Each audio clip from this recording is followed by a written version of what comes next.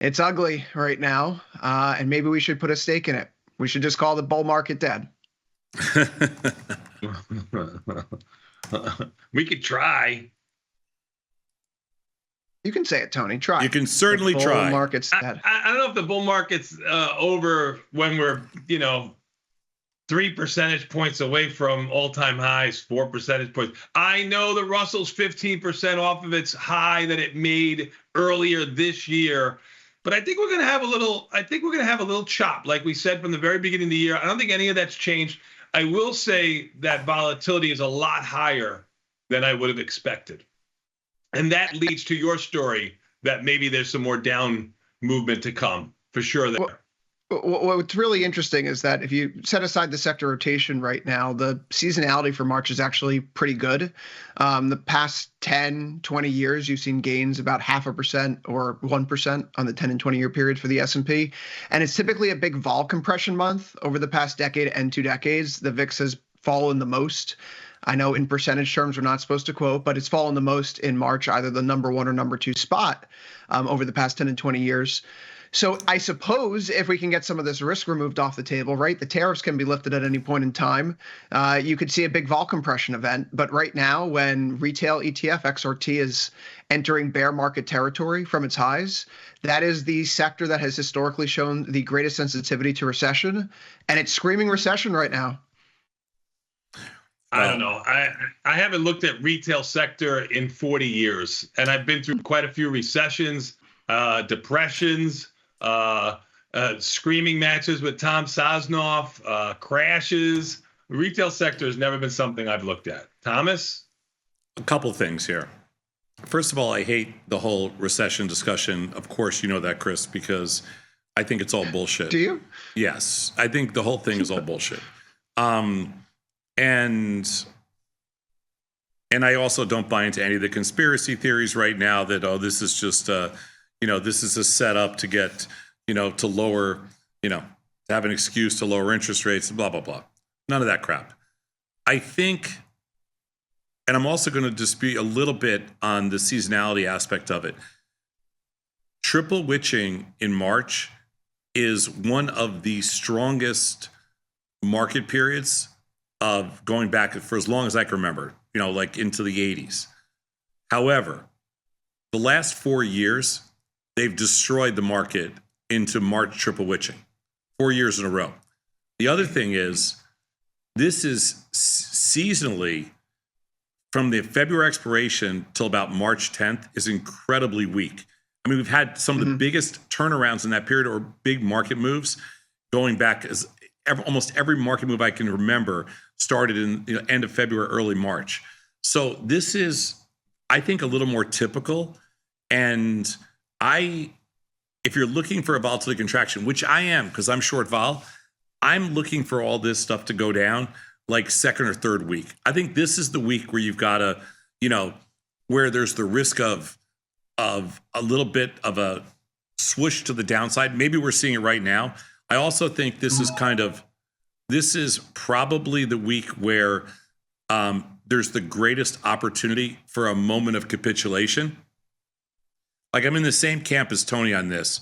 I think we're, as people that have watched. Just market move. It's not into perpetuity here. No, of course.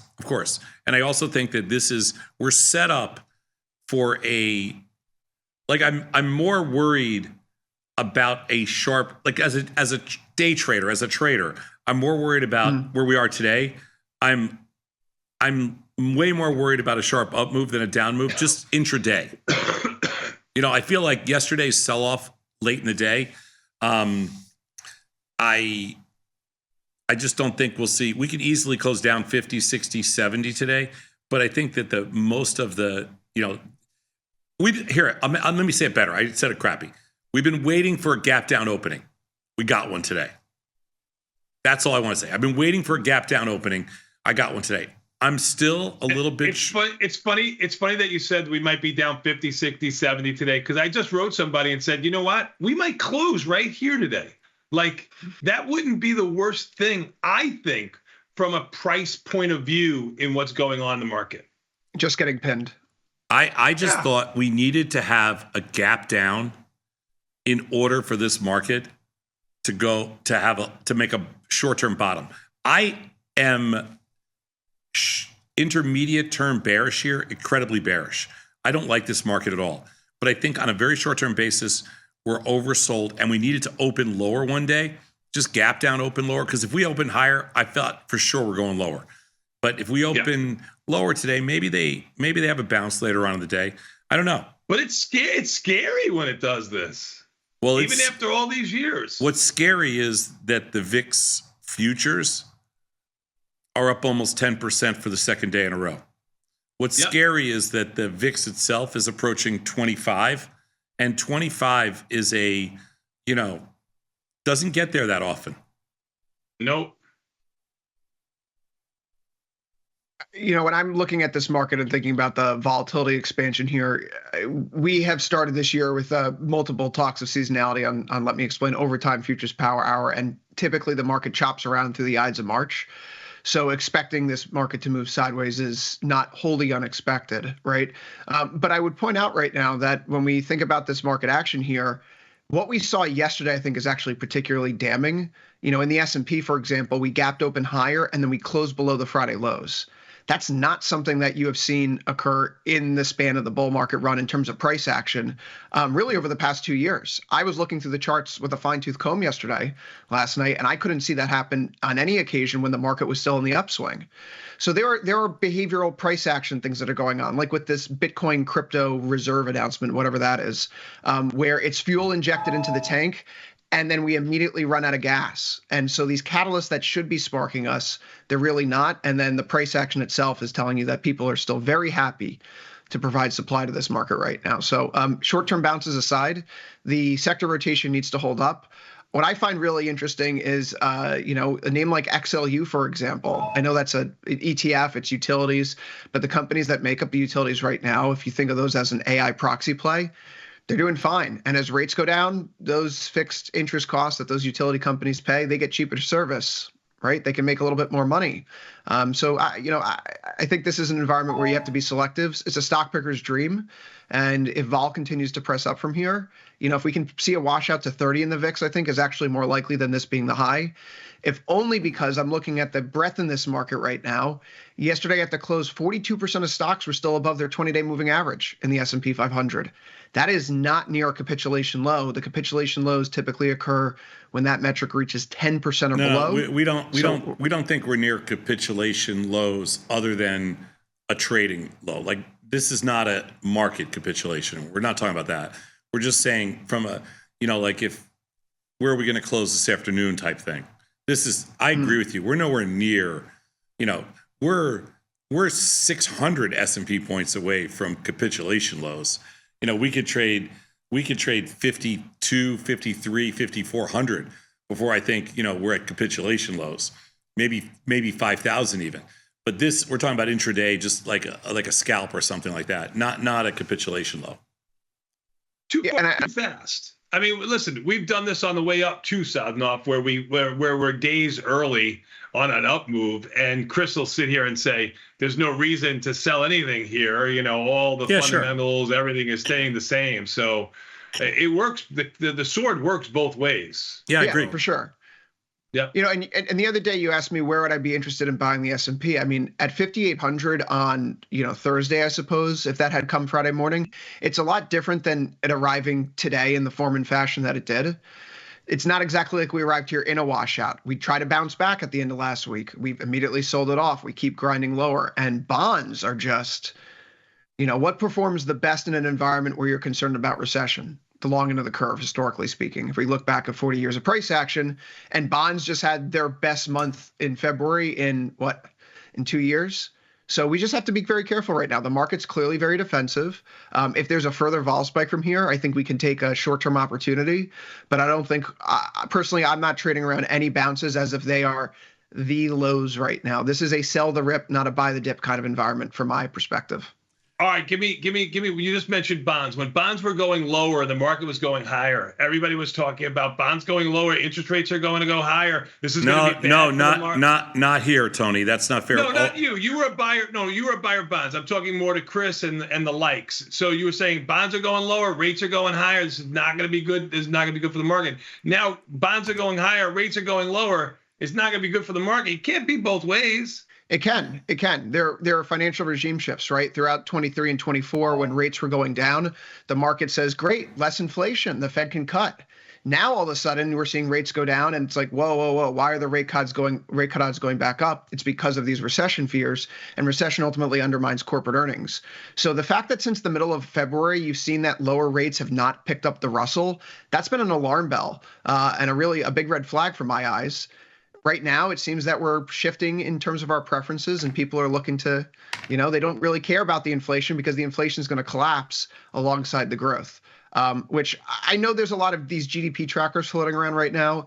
Atlanta Fed is looking particularly damning. Yesterday, they had a projected 1Q25 growth rate of minus 2.8%, which is a sharp turnaround from the high reading of 3.9% earlier in the quarter. I think we should split the baby with where the New York Fed nowcast is, and that's still at plus 2.94. The impulse for growth is certainly slowing down. Are we cratering into a recession that we haven't seen since COVID? That's far too early of a consideration to make. But it's not looking good out there. And the fact that you have XRT plummeting nearly 20% off the highs with bonds behaving the way that they are, we should not ignore what the market's telling us. And as Stanley Druckenmiller said, the market is the best economist he's ever known. Oh my God, you're quoting Druckenmiller. All right, whatever. A couple of interesting little tidbits, Tony. NVIDIA just went up on the day. Interesting. I mean, considering it was, that was a crazy. And I can't take Chris's bearishness, so I just bought E-mini S&Ps at 57.92. I can't take it anymore. Good for you, Tony. This is my actually reverse psychology. I was so tired of no one else being bullish with me, and I figure if I get really bearish, you all flip. I just sold those puts in Tesla that I wanted to sell this morning. Remember, I wanted to sell the 200 puts at $5. $5. Where'd you sell them? Tesla's been getting hammered. Tesla's down 15. I sold them at 5.15. Good hold or good wait. Good wait. Yeah. Mm-hmm. So, and I think it's going to sound crazy, but if you want a tariff play, because at any moment Trump's gonna, if you want a hedge against Trump pulling the Band-Aid off the tariffs, which the one thing we can all agree about with Trump is that he does exactly what he said he was going to do. No. Hold on. Yeah, he does. But then he gets scared and he backs off in a heartbeat. Like he'll change his mind on a dime. He gets scared. Like he doesn't like pressure. He doesn't like to be wrong. So he'll get scared. And what happens is when he gets scared, he'll just flip the cards over the other way. It's just that's his MO. It's always been his MO. If you want the play, I got to play. Mm-mm. The play, I think, aside from Tesla, is look at the move down in Boeing. Yeah, I've got a buddy of mine who writes me all the time. He's called this Boeing top really well. He thought the whole tariff thing was really going to hurt Boeing. I agree. I agree, Tony, but it's 160 now. I know. He was talking about it at 184. I got to give him props, my boy Peter. I know, but now at 160, if you sell some, remember over the summer, in its worst case, it got down to like I want to say 138, 140 in that range. Mm-hmm. If you want a positive tariff play right now, like just like a rip the Band-Aid off thing, how about the 140 puts at $2? It takes out it's all the way back to where back to the old lows that it made when planes were falling out of the sky. Hey, they're still falling out of the sky. I just sold some at 217. The markets in Boeing are not great, so you got to be a little careful. Mm-hmm. I think you can get filled at like 222 or something like that. You got filled at 217 at the moment. I know that's where I put it in at, but I think you can do better. I think you can get it maybe a nickel better, but it's just kind of like it's a tariff play. That's all. Other stocks that are interesting to me, from the long side, Yeah, I mentioned Tesla. I mentioned Boeing. It's gonna be really I'm tough. surprised you're not talking 200-day moving averages on even the S&Ps. No, Chris. I don't care about that crap. No, I'm talking Chris. Oh. Well, NASDAQ fell below it for the first time in 333 trading days yesterday. So again, signs of the bull market coming to an end. We're below the 200-day when we were in the bull market, guys.